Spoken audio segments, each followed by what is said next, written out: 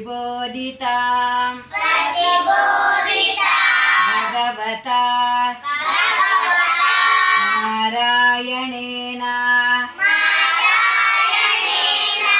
स्वयं व्यासेन ग्रथितां पुराणमुनिना मध्ये महाभारतम् अद्वैतामृत वर्षिणीं भगवते अष्टादशाध्यायिनीं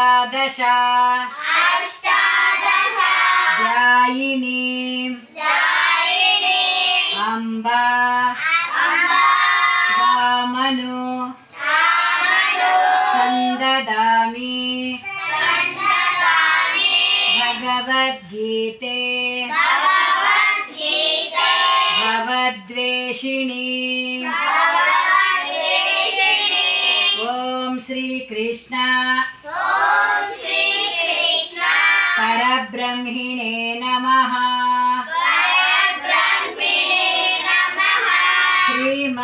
श्रीमद्भगवद्गीता अथ तृतीयोऽध्यायः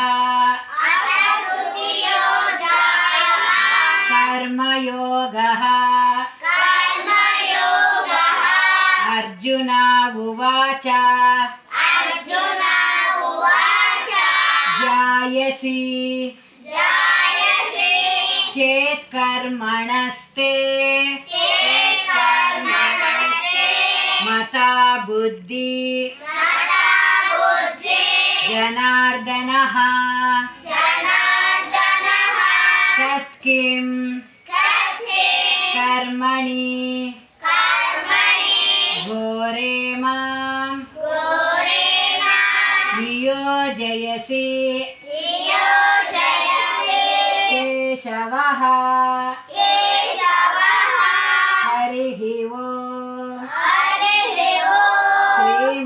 श्रीमद्भगवद्गीता अथ तृतीयोऽध्यायः